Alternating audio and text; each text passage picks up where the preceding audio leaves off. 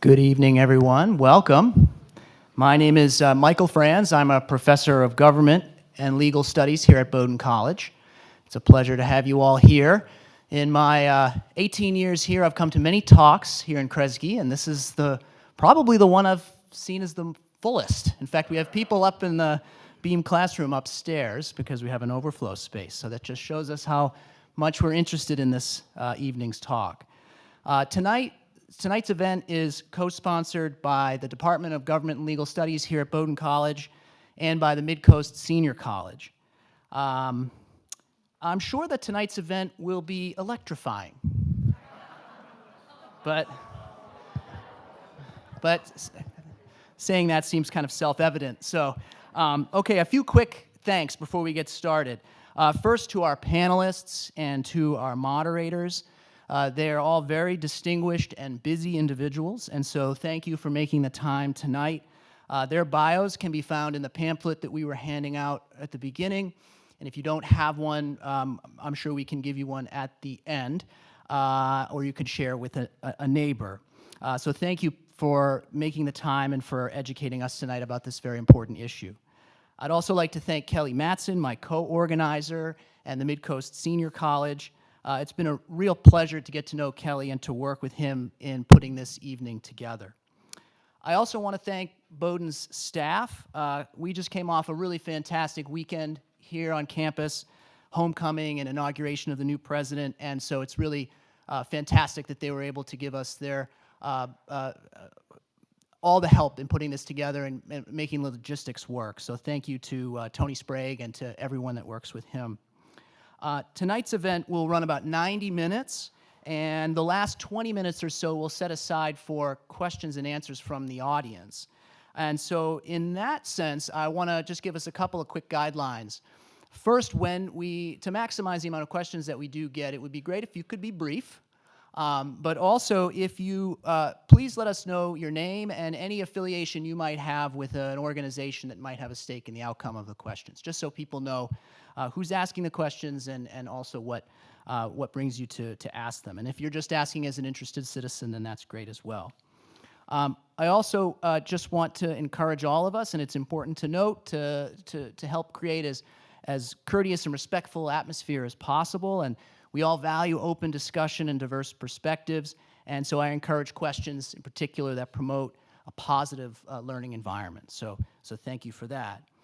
And with that, I'll now hand it off to Tux, one of our moderators, who will introduce tonight's event, and then he'll hand it off to the speakers for some opening remarks. So thank you, Tux.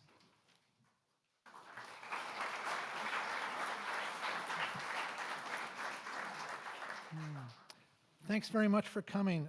Great crowd tonight. You've seen the language because you're holding it, but we'll just say it again. Do you want to create a new power company governed by an elected board to acquire and operate existing for-profit electricity transmission and distribution facilities in Maine? Well, that sounds simple, I guess, but there's a lot of details behind that language, and they're spelled out in a 13-page bill that was passed in the legislature. I think there was a copy printed up there. There's been a lot of money gone into influencing voters already, maybe $35 million or more over a couple of years. Maine Affordable Energy, the ballot committee that's affiliated with Avangrid, CMP's parent company, is the leader with more than $22 million. Maine Energy Progress, which is Versant's affiliation, is about 13, and our power about $1 million. But the overriding promise of all this is that customers will save money. But the fact is, no one really knows what the costs and savings will be. And tonight, we're going to dig into some of the key claims. But up front, I wanted to state what I think this vote is about and what it's not about.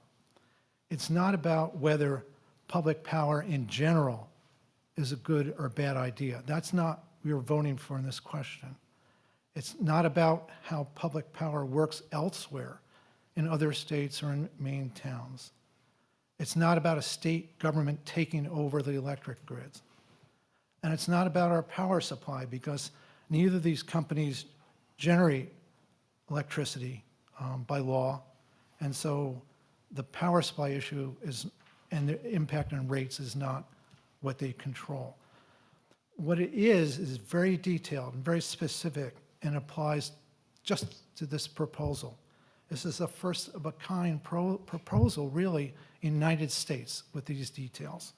It will create Pine Tree Power, a state-level, not-for-profit public power company, through a hostile takeover buyout of the assets of the state's two investor-owned utilities, distribution and transmission companies, CMP, Central Maine Power, and Versant Power. And together they distribute about 97% of Maine's electricity. And customers would pay the cost of that takeover in rates. CMP and Versant have vowed to fight it in court, and experts associated with the Office of Public Advocate say that could take anywhere from 5 to 10 years. Pine Tree Power will be governed by a 13-member board, 7 who were elected by voters, 6 we appointed by elected members, and they would hire a private company through a bid process to operate the utility. Now, getting those details, we're going to have opening remarks, starting with John Brodegam, who's our Powers Chair, and then Jim Cohn, who is associated with Maine Affordable Energy. So they'll have 5 minutes and they're going to have some slides here too. So let's introduce John. Thank you. Ready for him?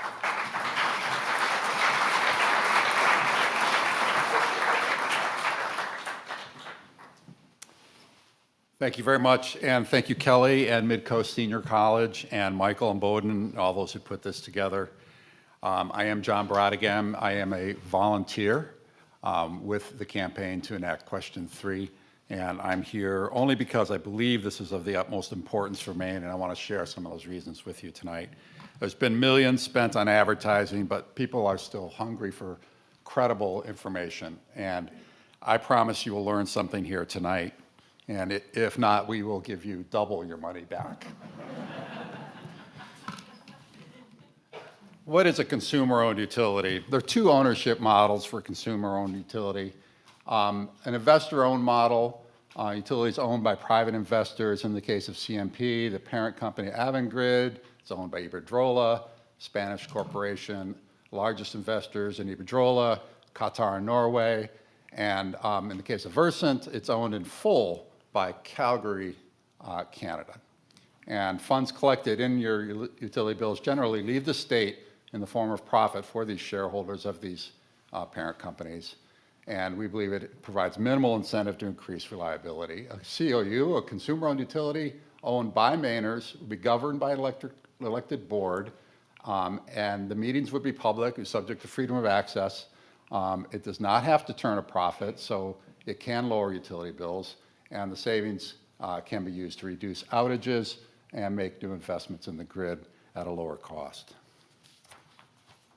These maps show the layout of the different utilities in Maine before. Right now, this is the current state of electric utilities. You notice these stars. These are the 10 current consumer-owned electric utilities, nonprofit, not investor-owned utilities in the state of Maine. There's 10 of them. They serve about 100 communities. CMP is here, Versant is here, and those are the 2, obviously, investor-owned utilities. After Pine Tree Power, the 10 consumer-owned utilities will continue to exist just as they have up to this date. And the other 2 large investor-owned utilities would be combined into a single large consumer-owned utility called Pine Tree Power. Pine Tree Power will be implemented over a 4-year period. The sooner we can start the savings, the better for all ratepayers and for our climate goals. Here we are in November 2023. In 24, Pine Tree Power board candidates will declare themselves. They'll be elected in November 2024. The next year, they'll adopt bylaws and select additional expert members. That's followed by performing due diligence and strategic planning. They secure financing, and then they make an offer for the assets of the existing utilities. The price is finalized in a refereed process in the summer of 26. The following year, the board hires a private operations company, and then the PUC reviews that contract, and it begins operating in fall of 2027. Our projections are backed up by independent analysis that this will save $9 billion over 30 years, and that there will be service and reliability improvements to benefit Mainers. Every independent expert to look at this has concluded that the consumer-owned utility saves money. In 2022, CMP and Versant took $187 million out of Maine to send to corporate shareholders. So right off, there is that saving. That is more than their entire payroll in Maine. The graph on the left here shows that the existing mainland consumer-owned utilities, excuse me. Yep. The existing mainland consumer-owned utilities are 52% less expensive for their delivery rates than CMP and Versant. This chart shows that this details the $9 billion in savings that will accumulate over a 30-year period of time. I'm going to skip ahead. This is the most important chart you're going to see. To meet our electric goals, we absolutely must triple the size of our electric grid. We need to move transportation onto the grid. We need to move home heating onto the grid. This is called beneficial electrification. We must invest millions, billions in the electric grid in order to accomplish this. That's more than has been invested in the entire last 100 years. It's going to take a huge amount of capital, and here's the kicker. Investor-owned utilities provide capital and get compensated at about 10%. Consumer-owned utilities provide the same capital and get compensated at about 5%. And I think that's my sign. So I'll stop there, and we'll pick up with the other ideas later on. So, Thank you, John. thank you. Now we're going to... All right. Young people turn off their phone. All right. Now we're going to hear from Jim Cohen. 5 minutes.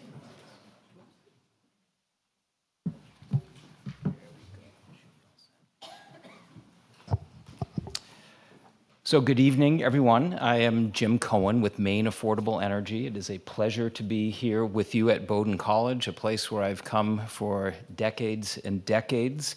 I have 32 years of experience as an energy and utilities lawyer. I've also had the pleasure of serving on the city council and as mayor of Portland. So I feel like I have a unique perspective on many of the issues that we'll be voting on. Now, the first thing to understand, and hopefully this works, and yes it does, is that we will be voting on a very complicated structure, as we heard. It's a voter-initiated government seizure of 2 private companies in order to set up an electric system governed by politicians who may not be qualified and operated by a for-profit company that will charge us tens of millions of dollars more to operate the grid than we pay today. And we will start out in a deep financial hole because we need to spend billions of dollars, possibly $13.5 billion to take over CMP and Versant. Governor Mills called this one of the most significant issues that Maine has ever voted on. We agree, when she vetoed legislation in 2021. So the burden is on the proponents of Pine Tree Power in question 3 to show us that it will work. And if not, we need to vote no. So, here we go. So first of all, understand that contrary to what you may have heard about Pine Tree Power, question 3 sets up an ownership model that is only used in 2 other jurisdictions, Long Island Power Authority and Puerto Rico. That's it. So all the other consumer-owned utilities you saw on that earlier slide really have nothing to do with what we'll be voting on. This hybrid model is one where there's a government agency controlled by politicians. They'll control the grid, and they will hire a for-profit company. So we heard about profits leaving the state of Maine. Their proposal keeps for-profit companies. This model has not been successful in Puerto Rico. It has not been successful in Long Island. We can take that as an analogy. We don't know for sure. They need to prove it will succeed. Let's talk about whether this has ever happened before. Question 3 is unprecedented in this country. There are currently no statewide public power authorities, none. No state has ever tried to take over a utility. This only happens at the local or county level. In Maine, actually, the trend is privatization, most recently with Swans Island Electric Cooperative, which joined Versant in 2017, and when they did, their rates went down and their service quality improved. The next thing to understand is what question 3 does not mean. Now, Pine Tree Power promises better service, lower rates, et cetera, but a recent report from our state's consumer advocate said there was nothing in question 3 that assured any of those claims would come true. If anything, as our consumer advocate cautioned, there is a risk that the politicians that control Pine Tree Power might underinvest in infrastructure. This was a key concern of former chairs of our Public Utilities Commission who came out against Pine Tree Power. When you look at our roads and bridges, that's a symptom of not having enough money to invest in infrastructure. Water districts, they invest less than what they need. They're consumer-owned, but they too have come out against Pine Tree Power because they're concerned about political pressure reducing investment in our important grid. Let's talk about timelines. John said it would be 4 years. Our public advocate said 5 to 10. On average, the few times this has happened nationally, it's 10 years on average. Long Island Power, that one example I talked about earlier, that was 13 years without litigation. We're billions of dollars apart. So the missing piece is the litigation after that referee process. We're billions of dollars apart. That's going to take about a decade to figure out. So we write a blank check in 2023, only to fill it in 2031, which we think will be $13.5 billion. Now, in Boulder, they spent $28 million over a decade. So time is money. And in question 3, 100% of those costs fall to us, the ratepayer. Time is also money in the takeover costs, because the more time it takes, the more the price tag goes up. And that's really significant. Let's look at what happens to your rates. Yeah, you won't get the 5 versus 10% that John talked about. The Public Utilities Commission did a study. The increment is much smaller than that, but what we will get is debt service on $13.5 billion. That's massive. It dwarfs any amount of money that we save. Plus, that private company, they will charge us $82 million a year more than we pay today. Add all that together, it's a formula for more costs with no guarantee of better service. Bottom line, we're going to spend a decade fighting this thing, $13.5 billion worth of costs. We're going to be running this system with elected officials we don't know. We're very, very concerned. Thank you so much. Good tune, by the way.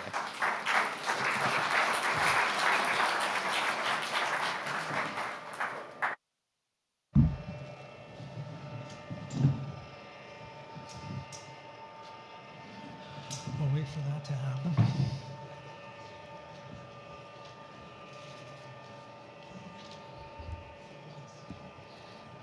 Okay, thank you, John and Jim. Now we're going to move into the questions that Lori and I have prepared for the panel. And they're going to have 3 minutes each to answer these questions. I'm going to start with John. John, there's disagreement over the ultimate valuations of the companies, ranging from $5 billion to about $13.5 billion. But our power states that the average household will save $367 a year for 30 years. Without knowing how long the legal fight will take, the valuation of the assets, or the amount of debt that customers must pay, how can anyone accurately predict these savings and the impact on rates over the next quarter century or so?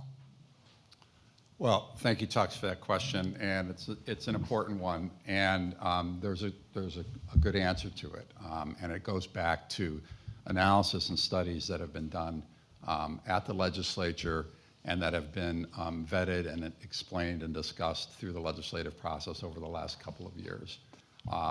The study by LEI and the things that I'm citing today are on our website.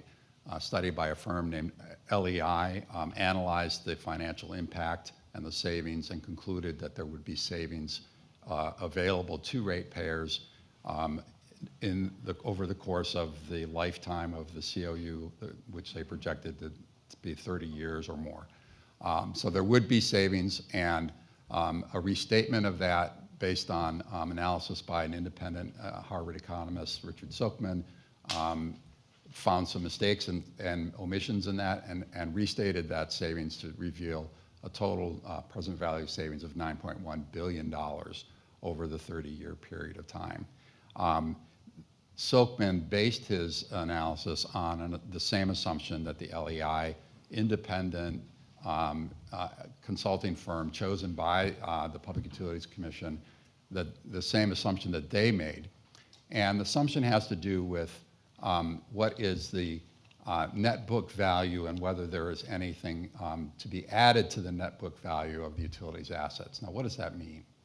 Utilities own the poles and wires and hardware all around the state.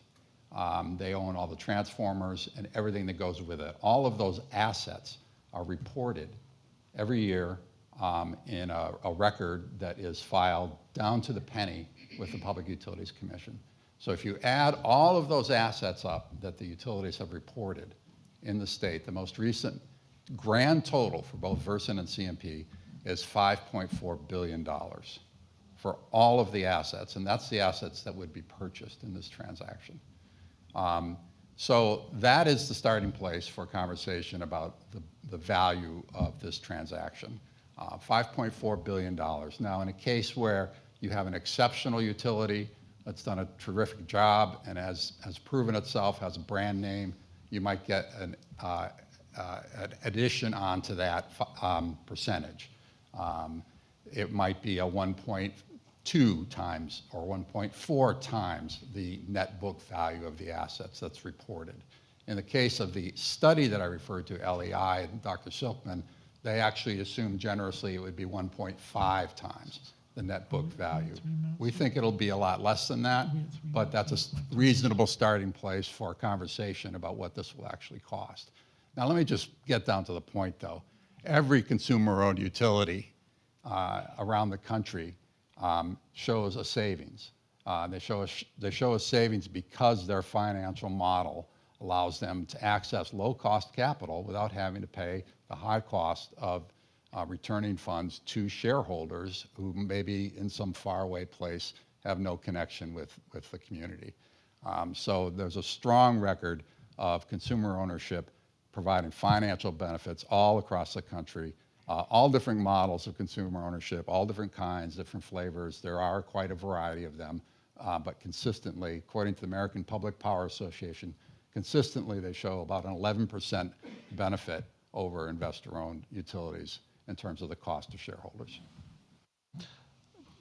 Before I have to hand it over to Jim, I still have to ask you a question. I'm still not hearing where you get $367 a year for 30 years of savings. I've read the LEI report, of course, and I'm very familiar with Dr. Silkman's, but I don't see that number in Silkman's rebuttal at all. I don't see that number. You take the 9.1 billion and you divide it by the number of households, number of electric meters in the state, and by the number of years that are applied, and that comes out to that figure. Well, let me start again by saying if you don't know what the costs are, you can't know the savings. And last month when our consumer advocate came out with a neutral analysis, one of the things he said was, there is no guarantee in question 3 that we will save any money. All of those other consumer-owned utilities that John talks about, none of them start in tremendous debt. They start out from scratch. We start out in a deep financial hole. Let's talk about that deep financial hole. And it starts with the analysis that the PUC did in 2020. They said if the takeover occurred in 2024, it would be only $8.2 billion. But they also allowed for the possibility it might be later than that. You saw our timelines. It will not be next year that the takeover occurs. Every year, new wires, new poles, new substations. The value goes up. That $5 billion keeps ticking up. That's the first thing. The second thing is, what is that multiplier? Our law court said the way you value utility businesses is you look at what they sold for elsewhere and you come up with a multiplier of net book value. So all we did is take the Public Utilities Commission's own analysis and said, what did those utilities that were taken over, what was that net book value multiplier? It was between 2 and 5. So we chose the low end of 2. So 2 variables, time, 2030. Multiplier, 2 times net book value, that gets you to $13.5 billion.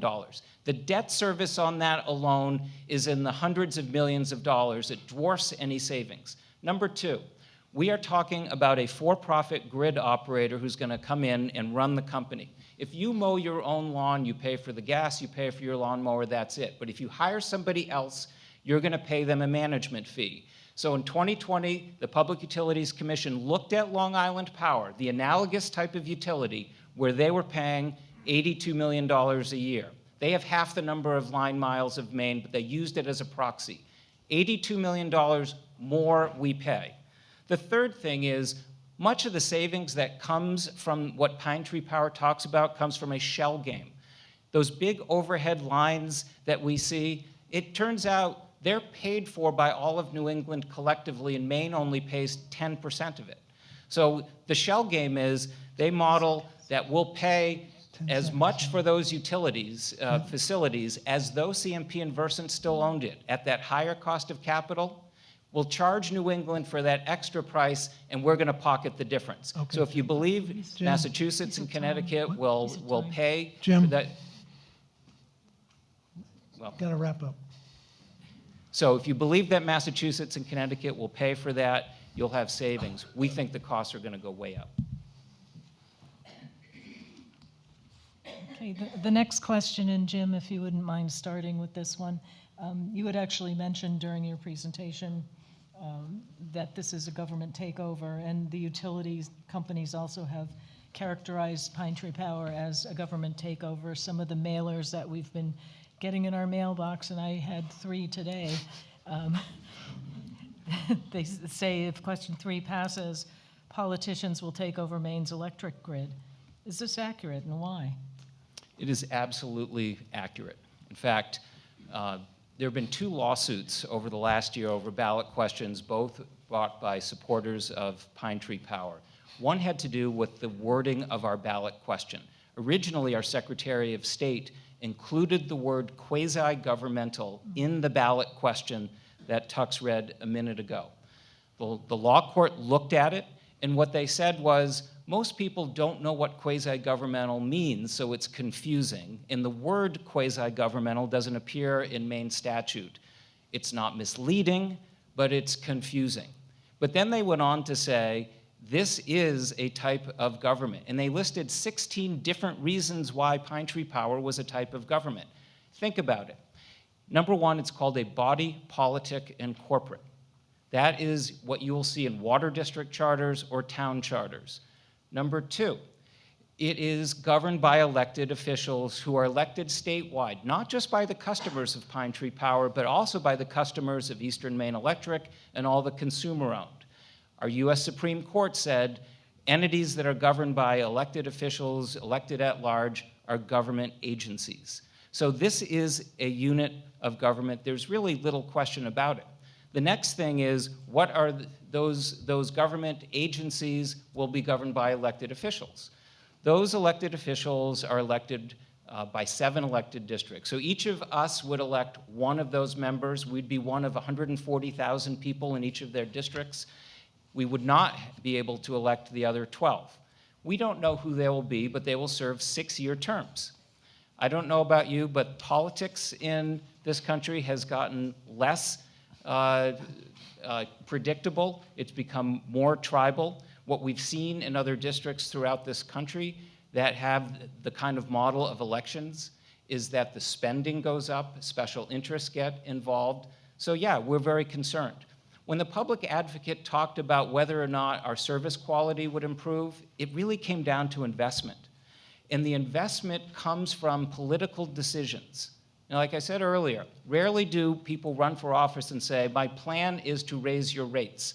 That's not how people run for office. A commissioner from Nebraska, the only Democrat on the Nebraska Commission, which is the only state in the country that's predominantly made up of consumer-owned utilities, what she said is, that's what people run on, lower rates. So they tend to not run on investment.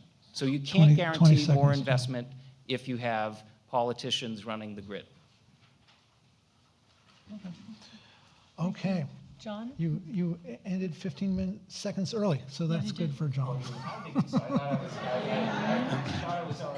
All right, John, can you respond to anything Jim was saying there? Well, right now, first of all, Pine Tree Power is a form of a quasi-entity, quasi-governmental entity. It does have, I think we're having a semantic discussion here.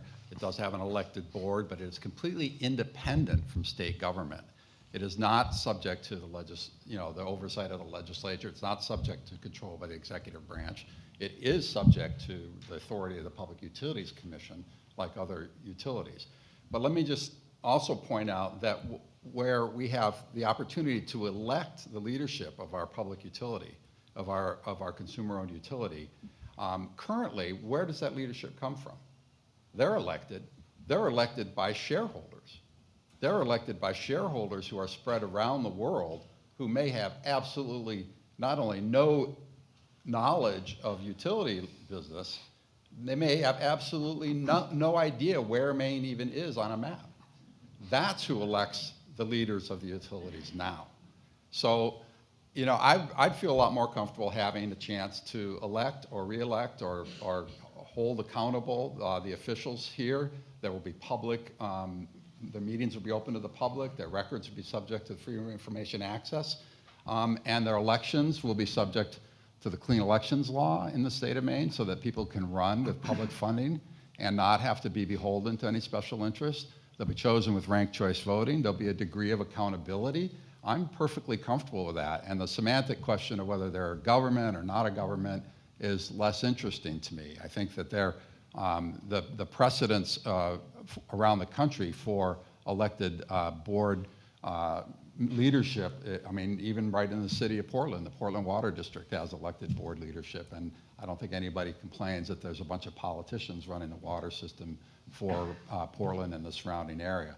So I think we're having a little bit of a semantic distinction, but I'm perfectly comfortable with having accountability here in Maine, accountability to the people of Maine through an elected board, and the 6 experts that those 7 elected board members identify and choose to round out the full 13-member board. I think that's a very important and valuable innovation in the design of the leadership of Pine Tree Power. Perfect. Well, while we're talking about politics, John,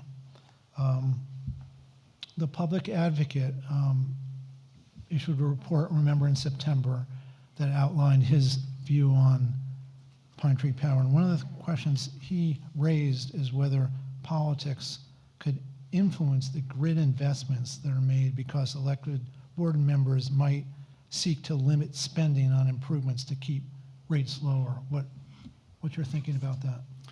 I think there will be a variety of different considerations that the electric board members will be accountable to.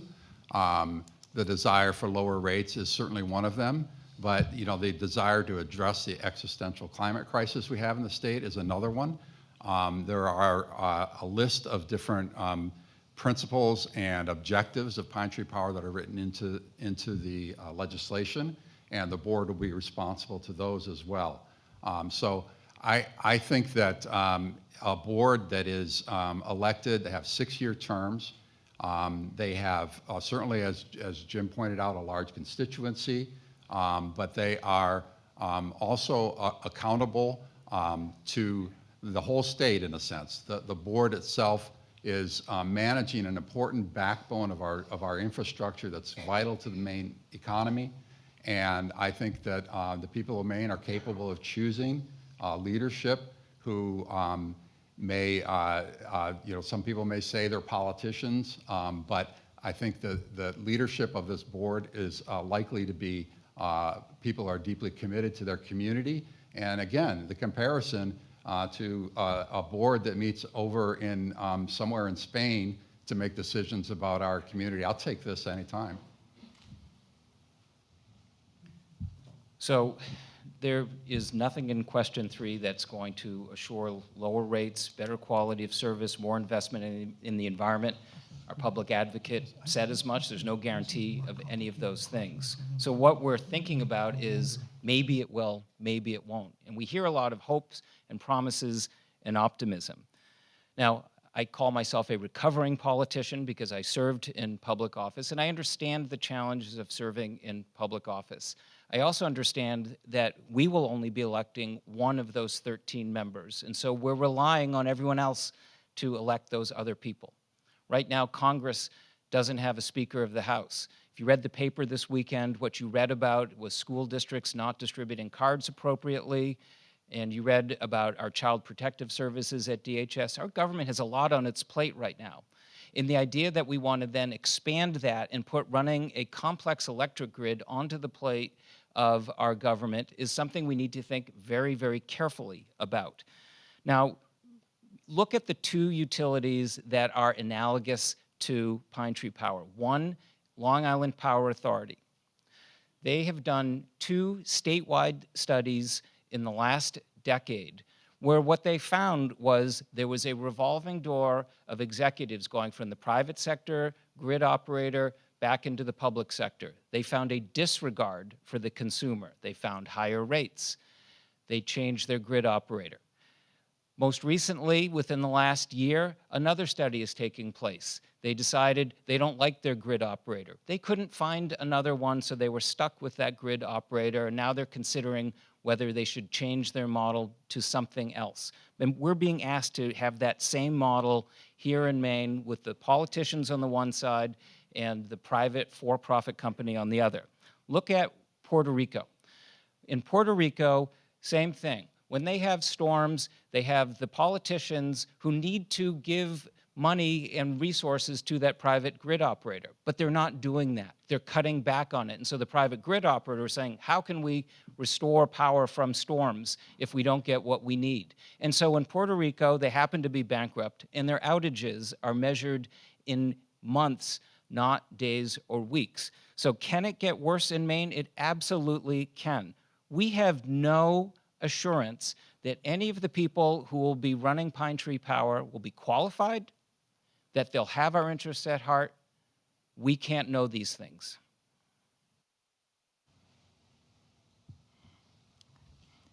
The public, and if, Jim, you could start with the answer to this one.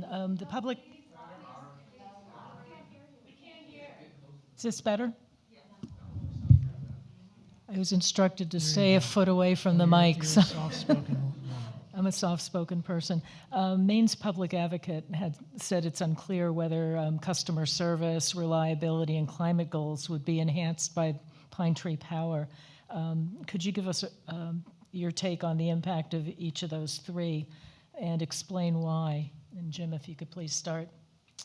Yeah, no, thanks. And I've talked a little bit about the customer service piece because that requires investment and that requires political will to have investment. And our public advocate said there was nothing in question 3 that assured that those kinds of investments would take place. Same thing is true of the environment.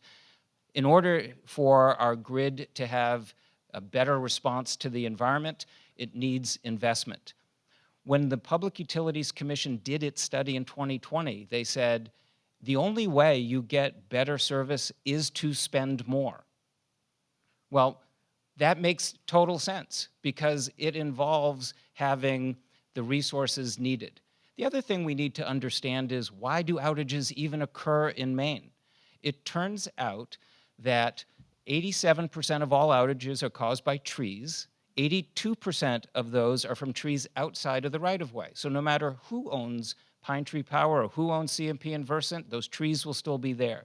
Cars will still strike poles, animals will still cause outages. So to say that simply changing the ownership model will make it better doesn't make any sense. If you look nationally at consumer-owned utilities, the large rural ones on average have worse reliability than the investor-owned ones. If you look in the state of Maine, Eastern Maine Electric Cooperative, which is the only large rural consumer-owned utility, on average, it has worse reliability than CMP. Same thing with similar kinds of rural utilities in northern New England. I mentioned Swans Island Electric Cooperative. Years of underinvesting in their island grid, and only when they joined Versant did their service quality improve and their rates got better. Nebraska, if we want to talk about environment, Nebraska is not like Pine Tree Power, but it is consumer-owned. They have among the lowest grid modernization in the nation. They have among the lowest energy efficiency ratings in the nation, and their fuel mix is largely coal and nuclear. Yeah, they have goals to be better, but in reality, the National Trade Association that represents a lot of those utilities, they went on Fox News this summer. They fought Biden's clean energy plan. They fought because they wanted to have their coal plants run without restriction because it was cheaper for their customers. Do we know that if we elect politicians, they're going to do the right thing? We have no idea if they will. What we do know is that consumer-owned utilities in Maine exempted themselves from net energy billing. They exempted themselves from renewable energy contracts in the long term. Why? Because they didn't want to engage in those things that CMP and Versant both provide. So we should have serious concerns, and I agree with the public advocate. There are no guarantees of any of those things with question 3. Let me just respond to a couple things Jim said. The consumer-owned utility Pine Tree Power will honor net energy billing in all contracts that exist when it takes over the assets of the existing incumbent investor-owned utilities. I disagree with the references to the public advocate's study and report. The public advocate did find that there are savings. And in fact, the public advocate didn't put a dollar amount, but the savings that Jim previously referred to as a shell game actually are calculated to be about $4 billion of additional savings, which result from reimbursements from the regional electric grid that are made to the consumer-owned utility under not just sort of a whim, but actually a ruling of the federal for the national authority that governs regional electric grid tariffs. I would also add that the board does not run the utility. As anybody who's served on a board knows that there's management and then there's a board. The board does not make day-to-day decisions. The board hires the people who do and creates an incentive structure for those people who actually run the operations to perform and to exceed goals. And the board sets the goals for them. And therefore, I think it's a little misleading to say that the board runs Pine Tree Power. Regarding Eastern Maine Electric Co-op, Eastern Maine is a very successful consumer-owned utility. It has 3 times as many miles per customer as its neighboring investor-owned utility, and it actually costs less, and it has very comparable reliability. So I think that in terms of customer service, climate goals, reliability, all of these things really come down to money. And the cost proposition, the financial proposition that I laid out earlier, that consumer-owned utilities are able to finance by borrowing at a 5% interest rate compared to the 10% return on equity cost of capital for an investor-owned utility, those sound like small numbers. But that, when you're talking about 10, 20, $50 billion of investment in our electric grid in order to achieve our beneficial electrification goals in the next 30 years, that amounts to a huge difference, a huge difference. Imagine buying a house and you had to pay twice the interest rate. Well, you're not going to be able to afford the same size of a house. The same is true with this cost of capital analysis on the utility financing model. John, I'm going to follow up with another question, and it's crossed my mind today when Maine Public had a Maine call-in show on this, and someone called in and said they were very surprised to learn anything about who was actually going to run, a contract to oversee the day-to-day operations, the third-party contractor. A lot of people aren't aware of the details of this. Can you tell us a little bit? We understand the board and all that, but as far as hiring someone with the knowledge to run a grid, Do you anticipate that expertise is in state, out of state, out of the country? Tell us a little bit about how that process is going to work. Yeah, that's a good question. And first of all, there are thousands of qualified utility and business professionals who would very well be thrilled to take this opportunity because they could come in and take an important role in a utility without having to be backed by billions of dollars of capital. All right, so any existing investor-owned utility or consumer-owned utility in the United States or in a nearby, in another country, might have a team that, or an affiliate that would be qualified to step in and serve in this capacity. The winning bidders could be nonprofits. They can't be governmental, and any entity that is found to be unfit to serve in the state of Maine would not be eligible to have to be able to supply a management team to serve this role. I think that under the terms of the statute, both Versant and CMP, because of their record-setting poor performance in reliability and customer satisfaction in rates, would be found unfit to serve, and they would not be able to supply the management team that would be able to serve for Pine Tree Power.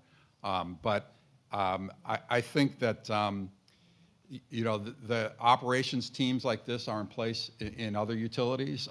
This model that we talked about with a public ownership and a private sector management it has the advantages of the public sector ownership allows it access to that low-cost capital, but the private sector management allows you to implement some incentives and accountability for the management to hold them accountable and to give them performance incentives to do a good job, and if they don't, they can be replaced after a period of time.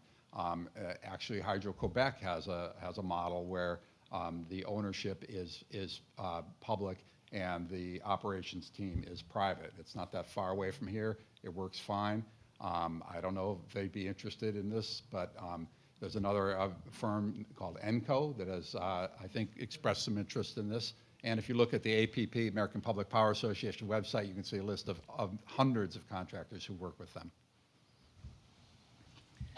So to say that there are thousands of potentially qualified operators out there, some of who could be nonprofit, they'd like a chance to operate our grid, that those grid operators might get replaced periodically. That's exactly why the workers of CMP and Versant are so strongly opposed to this takeover. The IBEW, the AFL-CIO, the buildings and trades, the unions at BIW, because they want a grid that works. And the promise of some grid operator we don't know, and that there are thousands of them, just to be clear, that's not what the Public Utilities Commission study said back in 2020. What they said is there's very few of these things. And as evidence of that, I mentioned a moment ago about Long Island Power. They are trying to replace their grid operator and cannot. So the idea that there are these thousands of people able to do it.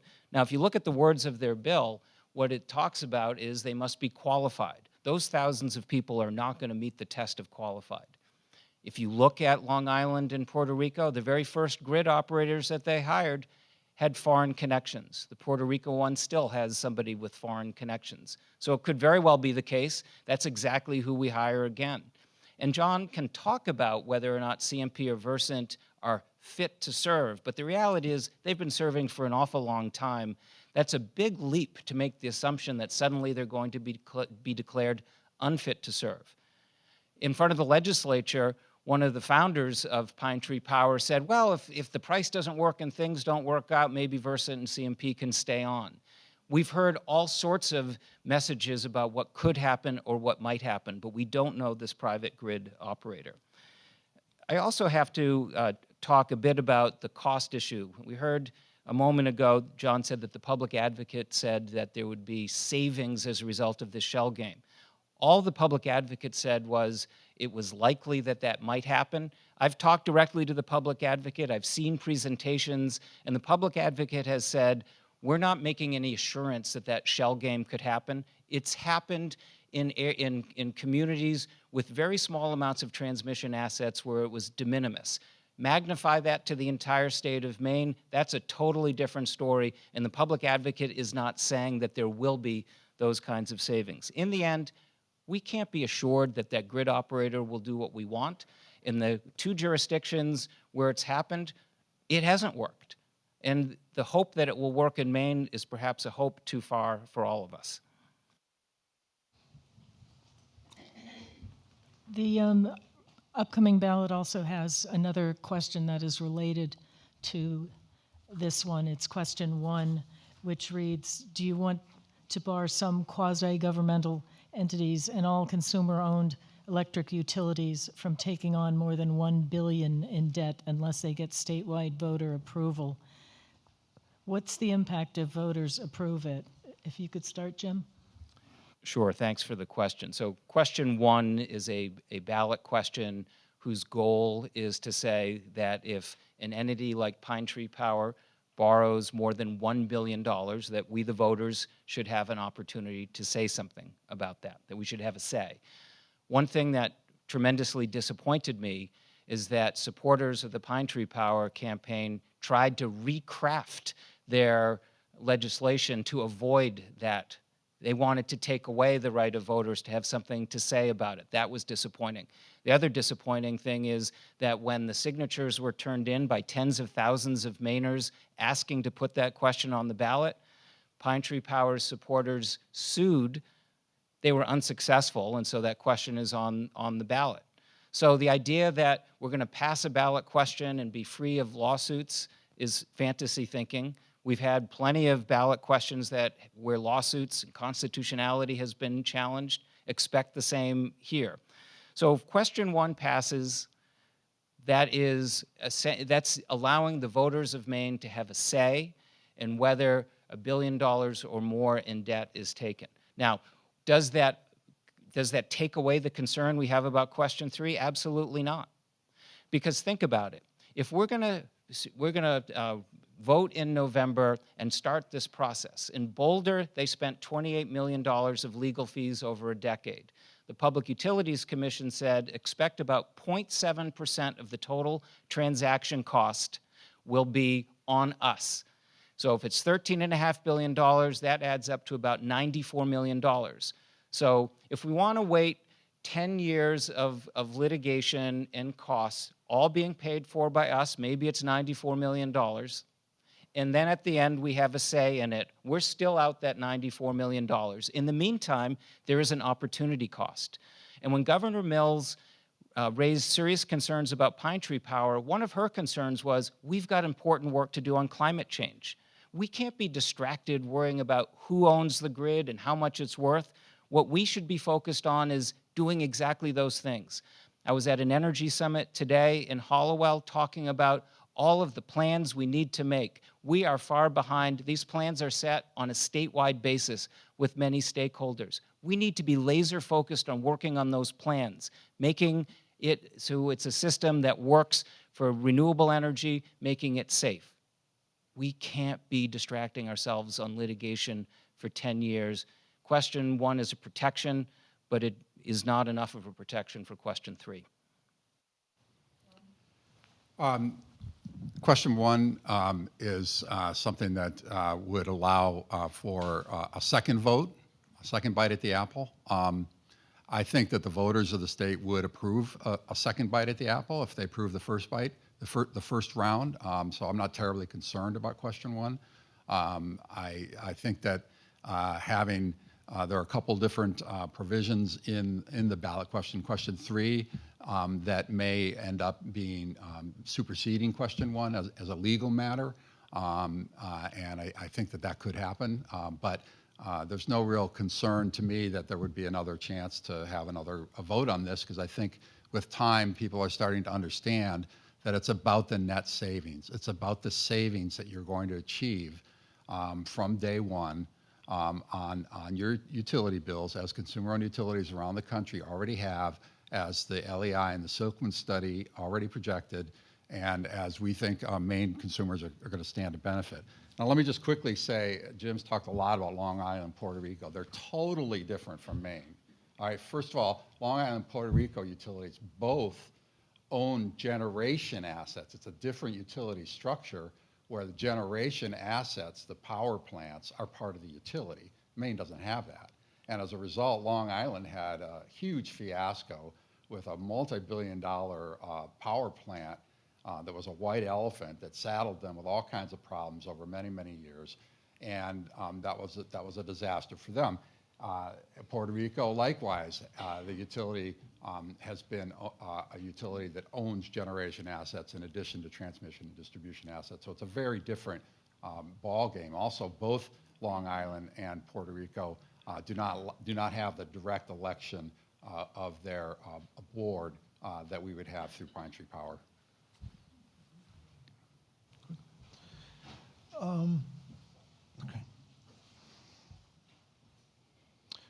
This was started, someone mentioned this earlier, I think it was Jim.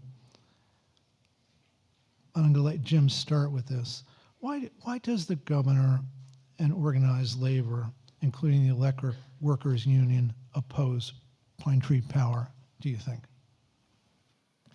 So I wouldn't begin to speak for anyone other than myself. I can only go on what I've read. But the governor has talked extensively and for a long period of time about her concerns. She called Pine Tree Power a rosy solution to a complex problem. She talked about, in her veto address 2 years ago, and then she reiterated these comments recently, that we would be electing unqualified politicians to run our grid. She talked about the delay while we fight about who owns the grid when she has important climate action goals that we need to be focused on. 2030 has some very important deadlines. 2030 comes and goes while we're still fighting about who owns the grid and how much it costs. We're not focused on those things. So those are some of the reasons that Governor Mills has stated about her opposition. She is concerned about the costs as well. She's worried about the cost, as she stated in her veto address. Now, some of those same concerns about costs were echoed by mayors in Maine at the time. They were echoed by former Public Utilities Commission chairs who said they worried about political pressure on elected boards underinvesting in reliability and underinvesting in climate change types of actions. Our unions are the men and women who work for Central Maine Power and work for Versant, who work every day. And what they've seen is Central Maine Power has added 100 new linemen. They've added more than 100 new customer service representatives. The Public Utilities Commission continues to study what they do, and they found that their storm response is improving, that their reliability is improving, they're meeting their billing obligations. But if we have a consumer-owned utility, the chairs of the commission said, we have no more tools to incentivize good behavior, because if we penalize a consumer-owned utility, we're penalizing the consumers, not the people running the grid. And so when John says that the examples of Long Island and Puerto Rico are different, that's not correct, because the problems that are occurring there have to do with the delivery of electricity. That's the problems that are relevant to this issue. So the unions are also concerned about the fact that their jobs are saved for only 2 years. After that, they're not saved. If you're not a union employee, you're not saved at all. So if your job is about to go away, you're going to stay? Probably not. You're going to find another job and expect our system to decline as the good people who have worked so hard for us find other jobs because they don't want to stay in Maine.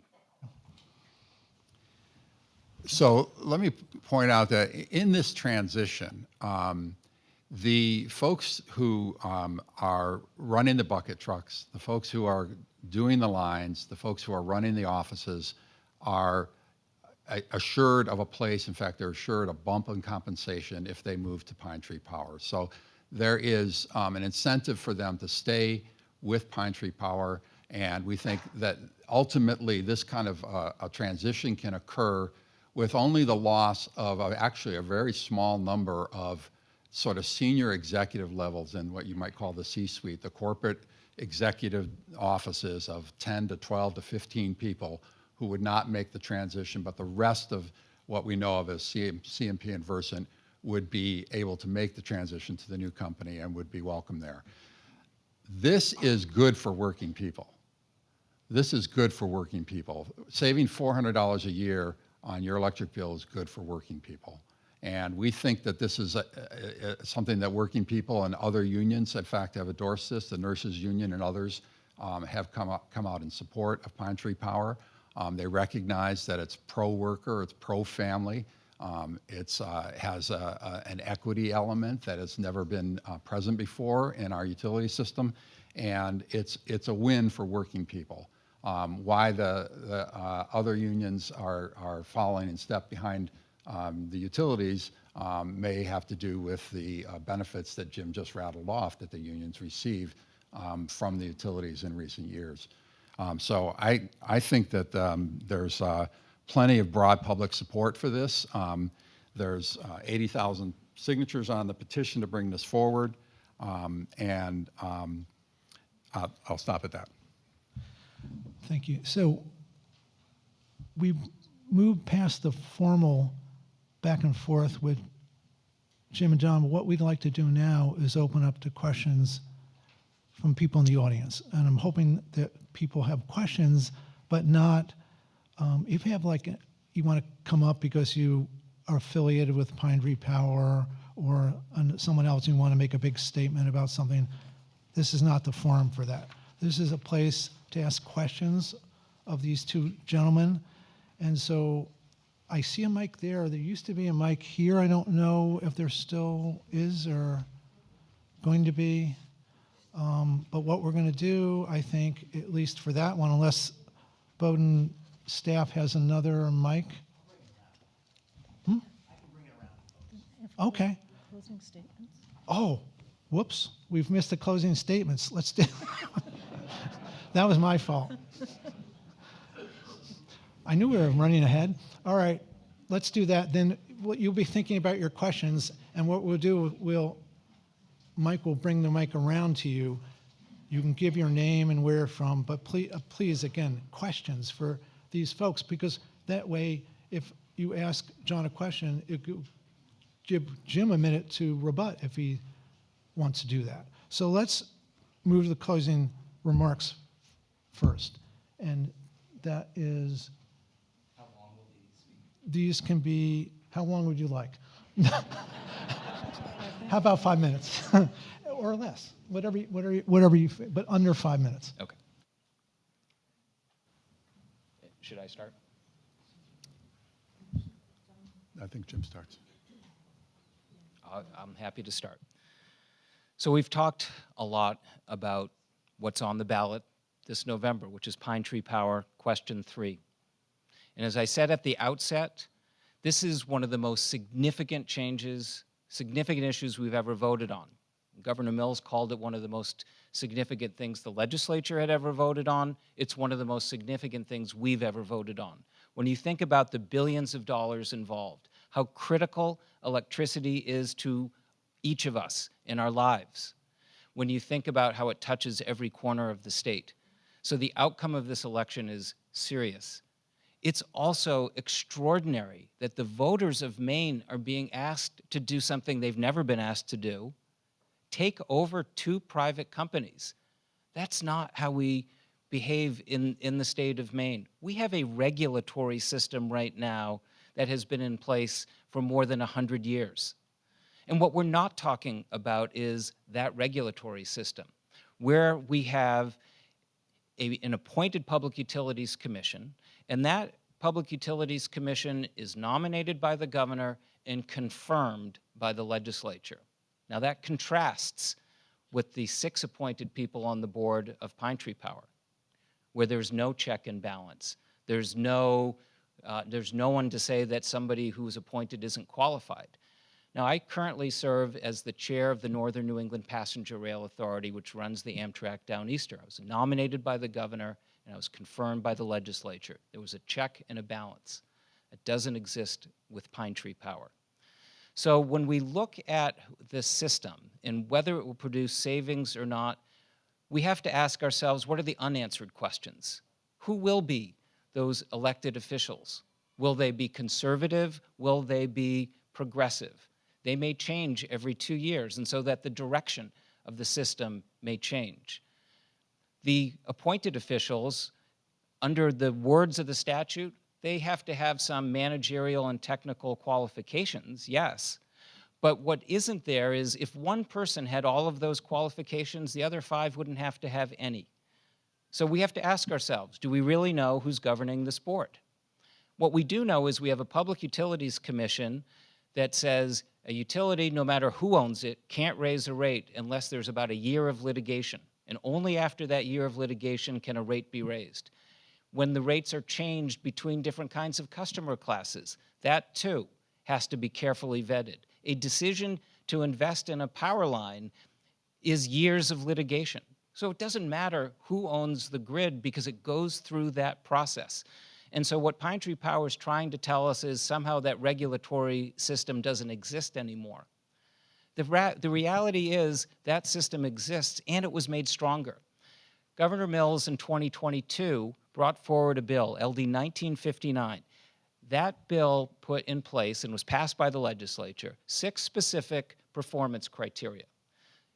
Those criteria have to be met by each of our investor-owned utilities. If they aren't met, substantial penalties can be put in place. If they continue to not meet those standards, their franchise can be taken away. So that's in law today.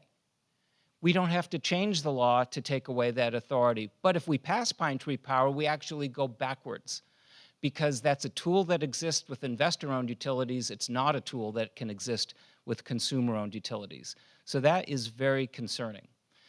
We, in the end, what we're looking at is a decade of litigation. We're looking at politicians we don't know controlling the grid, and we're going to be paying, whether it's $13.5 billion or some other number, which is hundreds of millions of dollars in new costs. That is a risk we can't afford, which is why we can't pass Pine Tree Power this November.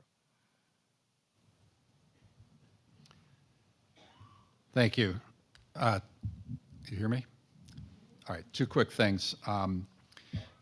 When Jim talks about a decade of delay, he's mentioned it a couple of times, not one of those cases that support that idea of a 10-year delay, not one of those was based on the strength of a statewide law enacted in order to facilitate the process. That really collapses the timeline down significantly from those other examples he's talked about.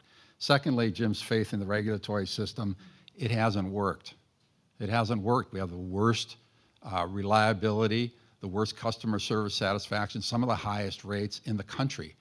It's impossible to, it's hard to believe, but CMP was rated absolutely dead bottom of over 180 utilities on consumer satisfaction consistently over several years in a national survey. The regulatory system hasn't worked, and it can never work to achieve low-cost capital. The regulatory system cannot drive that cost of capital down. Our planet is on fire. Our continent is on fire. Our state is on fire. 2023 was an inflection point in our climate crisis, and the signs are all around us. The flora and fauna, the impact on our climate, the impact on the Gulf of Maine. If you don't feel a sense of urgency, check and see if you still have a pulse. Fortunately, there is something we can do. And not only does it cost nothing, it will save you money and help the Maine economy. All we have to do is acknowledge that we no longer need faraway investors to own and control our electric grid. We just don't need to pay the shareholder premium any longer. We can keep more of our money here in Maine. We can keep rates down while we build out the grid.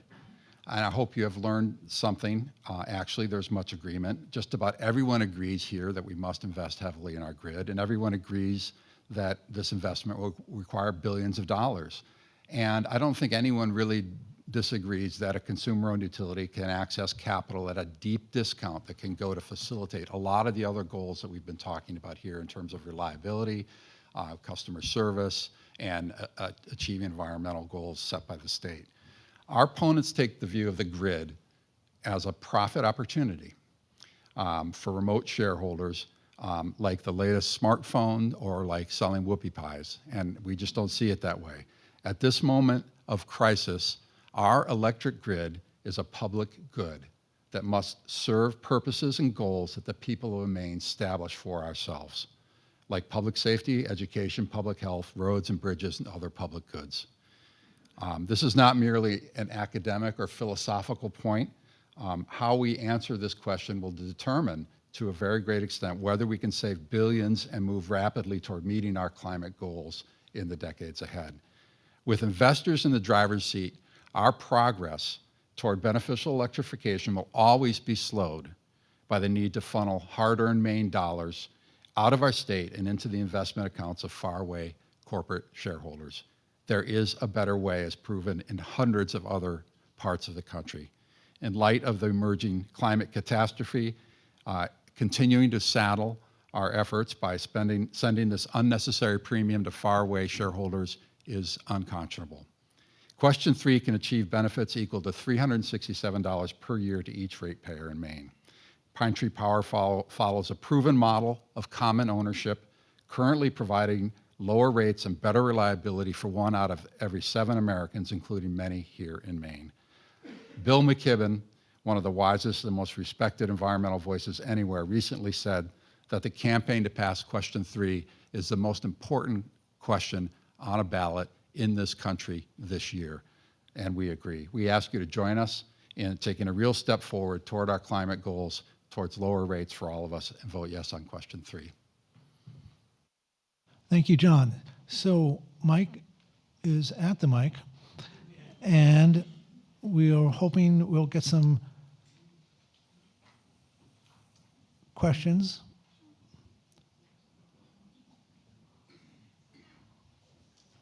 Please just say who you are and where you're from and who you're directing it to first.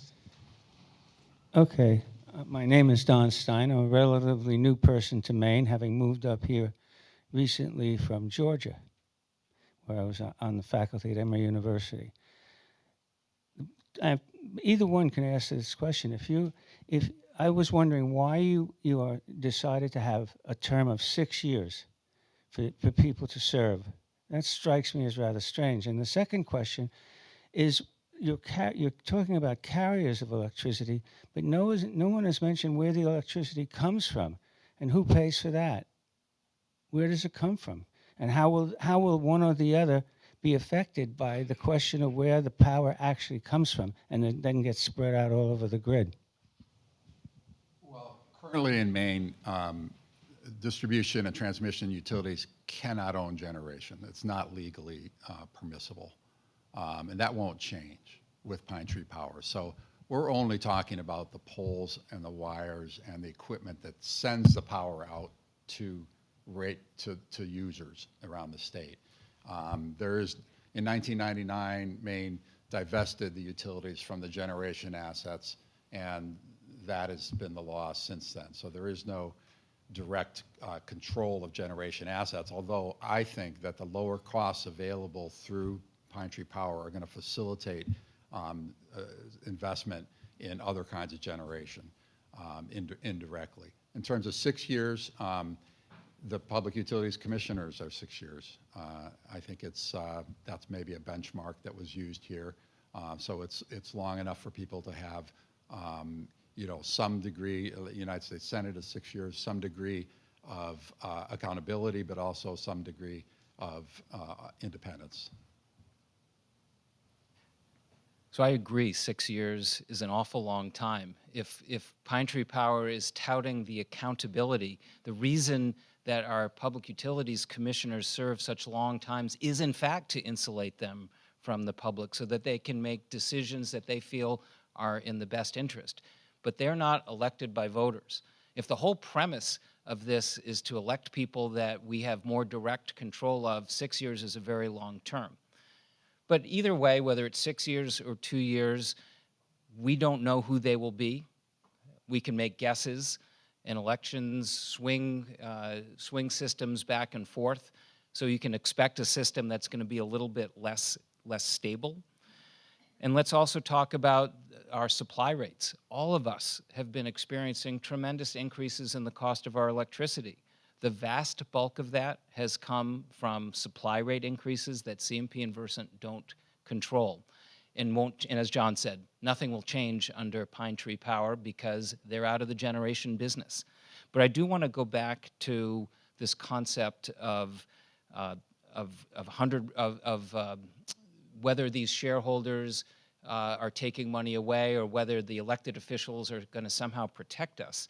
There's a reason we have shareholders, and that's so they take the risk. So in your local government, if there's an unexpected cost, your taxes go up.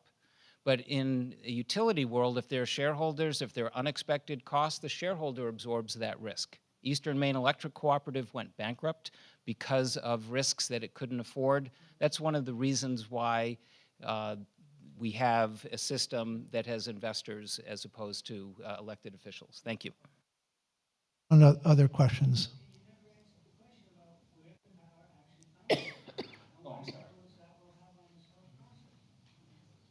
I thought Well, that John... where the power comes from is a different, is like a whole other forum.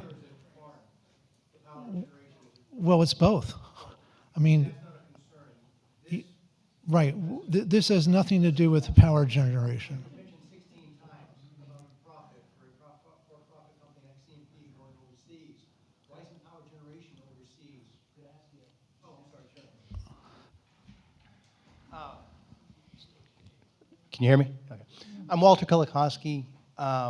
I had a different question I wanted to ask, but because I've been away for 42 years, federal government service. I made it, I retired, I'm back. But it's 42 years, everything's changed. Yeah. The generation, the gentleman behind me, I believe, and I was asking the same question, it's generated, some's generated in Maine, some's generated, I believe, in Canada. That's not a concern to anybody. Sir, and thank you too, you did a great job moderating, and thank you both for coming in, and nothing beats information and knowledge, and you're providing that for us, so thank you. But you mentioned 16 times, almost as an insecurity, that it bothers you that the money's going overseas for an investment. Most of our portfolios, if we have any personal investments, some of that goes overseas. So why does a company like CMP, Versant, or whatever, why is that such a problem? As long as they're providing a service that's minimally satisfies the consumer's requirements, who cares whether that money is going overseas? Because a lot of us have investments that are already going overseas. Our generation, half of it's happening from a foreign country. Why aren't we just focused on the bottom line? All the savings comes down to approximately $29.80 a month savings for 30 years. Still money, but we're introducing more unknowns for $29.70 some odd cents a month for 30 years. There's no guarantee that we're going to move to 2030 environmental and climate. There's no guarantees that we lose CMP as a company managing the lines. Now we're going to have a mini CMP that's going to have to manage the lines. And because we can't mandate human behavior, the elected officials, lobbyists will get in there. I might not get my updated line on Main Street. Is this a question? The question was the bottom line. We've introduced the unknowns. There's no guarantees we're going to satisfy our climate goals and whatnot. We're still going to have to hire another contractor to run this, whether it's CMP or a small CMP-like entity. So for the $29 and change a month savings, what's the bottom line for the consumer? This seems like a lot of churn for $29 with additional unknowns being introduced to us, because we're all going to have to suck up the bill. Okay, Taxes. let him answer. So I don't know who. Yeah, I don't know. I mean, to a lot of people, $300 or $400 a year is a significant savings, and we are at the place where we need to get consumers to buy heat pumps, to buy electric vehicles, to charge their vehicles in their home, to do all the things, the pieces of beneficial electrification that I'm talking about. We need to do everything possible to incentivize consumers, and that means making that affordable. So if consumers feel like the grid is not reliable, if they feel like the service is terrible, if they feel like the cost is unpredictable and it's going to go up every 6 months, they feel like they can't afford it, they're not going to make that investment in beneficial electrification. And it may seem like a small amount, but I don't know. I've been involved in state politics for almost 20 years, and I have never seen a proposal put on the table that offers $9 billion that can be put in without raising taxes, without raising any costs for any Mainers, can be put on the table for all the benefits that we've been talking about tonight. I've never seen a proposal. It may seem like a pittance, but I've never seen anything like it, and I'm delighted to be able to support it. Let's head for there's another. I too have never seen a proposal with savings, and I still don't. All right. Because we're talking about is when anyone comes to you and says, spend billions of dollars of your money and that turns into savings in the long run, I would say be very, very skeptical of that. And when you say things that you do yourself that you can not pass through a cost, we're now going to hire somebody else to do at a markup, according to the Public Utilities Commission, that raises our costs. So $29 is their estimate based upon flawed reasoning. Maybe it'll turn out that way. Only 13% of your electric bill is even touched by Pine Tree Power. 87% isn't.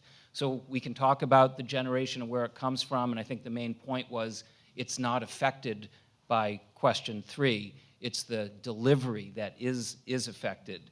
Okay. So I Okay. just, do we get 2 minutes to Well, talk? no, not, Okay. no, you don't, because we've got other questions that we need to let Yeah, the I'm audience. Gail Kendrick. I'm just a regular citizen, and I have a question for you, John. I received one of those many pieces of mail, and this one was in favor of Pine Tree, and it was from an organization that I really respect, and they said that Pine Tree Power would help us promote our clean energy agenda and help more with the environment than what we have now. But then the piece of paper didn't say how that would happen. Could you explain how Pine Tree Power might help the environment more than the present setup that we have? And the answer to that goes back to this concept of beneficial electrification. It's the fact that we're going to be able to make rates more affordable to incentivize and encourage people to shift transportation and heating onto the electric grid, which is cleaner, because they're going to be able to do that at a lower cost. It's also that we're going to have a utility that's more of a collaborator more than an obstacle. I mean, when I was on the Energy Utilities Committee in 2006, I was pushing I was promoting a bill on energy efficiency. It had to do with efficiency standards for light bulbs and appliances. And the lobbyist for Central Maine Power was hemming and hawing in the committee and constantly talking about how, well, this is a problem, we don't like this, it's not a good idea. And I finally asked him, I said, is there anything we could do to save energy that Central Maine Power would not oppose? And he thought for a second, and he said, no, I don't think so. And at that moment, I kind of realized that the utilities are not collaborators with us. The utilities had to pay $700,000 for slow walking renewable energy interconnection efforts around the state. They are not friendly to, I mean, anybody who's been in Augusta know that utilities have been consistently lobbying and active against most environmental and climate-related Okay. efforts and regulations. John, let's, well, if it's quick, because I really want the audience to be able to, What John said, 30 because seconds. I think what we talked about earlier is that if you look at other examples of other communities with consumer ownership, like Nebraska, they've gone in the other direction, and they're among the dirtiest states. In Maine, our consumer-owned electrics fought against having to provide net energy billing and renewable energy contracts, which CMP and Versant do have. In 2019, CMP and Versant supported net energy billing. In 2021, they opposed the retroactive moratorium.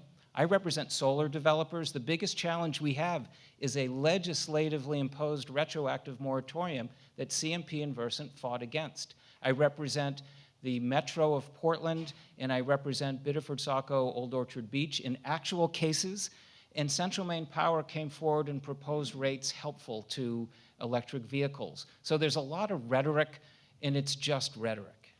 okay. We have a question in the back.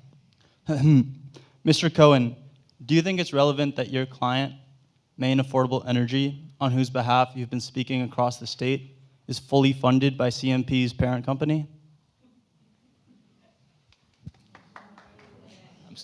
So first of all, thank you so much for the question. So the question, first of all, I've been an energy lawyer for 32 years, and Maine is a very small state. And that's one of the things I really like about Maine.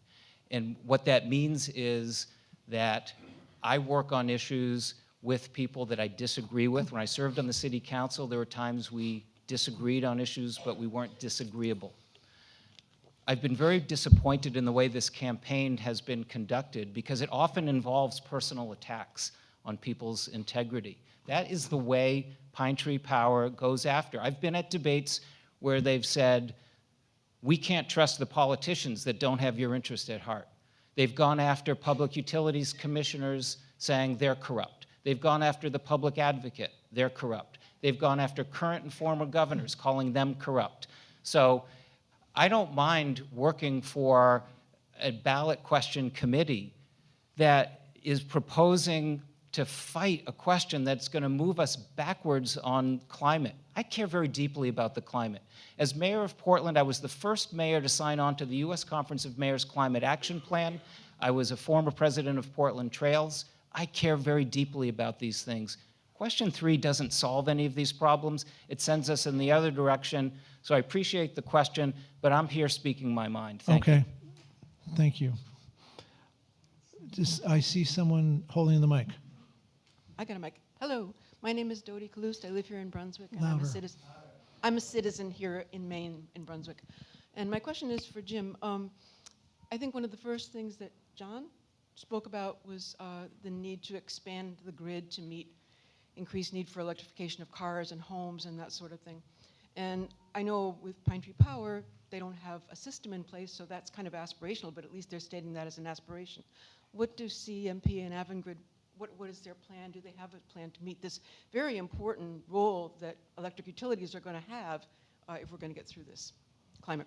Yeah, so thank you for the question. And I guess the first thing to understand is our current law includes a lot of the kinds of plans that is in question 3. Things like just and reasonable rates, safe and adequate service, and having policies that improve the environment.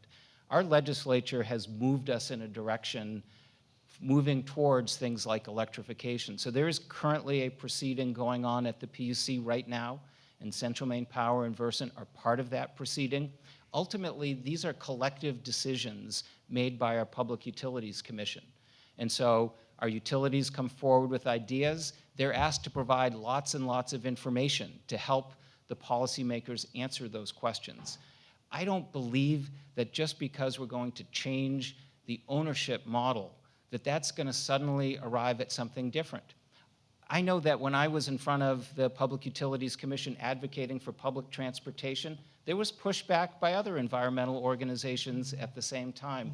So in the end, these are going to be hard questions that our regulators will decide, I hope in our best interest, because I want to get to the same place that you and I'm sure others would like to get to. I see a woman with a microphone. Oh, yeah. Go. Sorry, go ahead. This idea that the regulators are going to take care of this just reminds me of the adage of doing the same thing over and over again and expecting a different result. We have been down this path for decades. It's nothing personal against the Public Utilities Commission. It's just many of the commissioners, I'm on first name basis with many of them. I've heard them say many times, we just can't do that. We don't have the power to do that. And that is just the lay of the land. We cannot count on that framework, on that paradigm to solve these problems and to bring us low-cost capital that we need in order to achieve beneficial electrification. I also have to go back to something that Jim said a few minutes ago. He's been a lawyer in the utilities world for 32 years. I think, Jim, if I'm not mistaken, that you said that public utilities bear the risk, their shareholders bear the risk of any unexpected costs that come up. I just don't think that's a correct statement of the law. The public utilities rarely do their shareholders ever bear any liability for anything that happens that affects the profitability of their business. Almost everything gets passed on to ratepayers. The risks are socialized, the profits are privatized. That's been the paradigm. Okay. Hi, I'm Erin Mungalam, and I live in Brunswick. I'm a property manager, and one of the things that we can always count on, no matter what building, no matter what age, no matter the size, is that when we deal with Central Maine Power, there's a problem. The power was shut off, they can't explain why, they can't whenever we talk to the system, there is a challenge. There's an issue. It's a problem, and that is the reliable part of Central Maine Power. And I think it's fair to say that this question is on the ballot because a lot of people in Maine feel that sense of frustration with this public utility.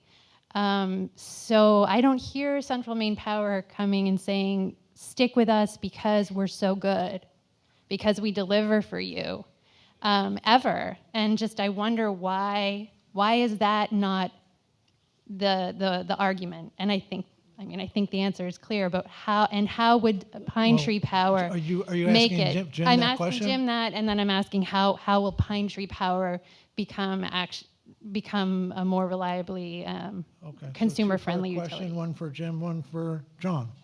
So I talked earlier about a lot of data that suggests that just because you change ownership model doesn't mean that that changes whether investments are made. That relies on those politicians. We talked a lot about that, so I won't spend more time talking about it, but let me give you an example.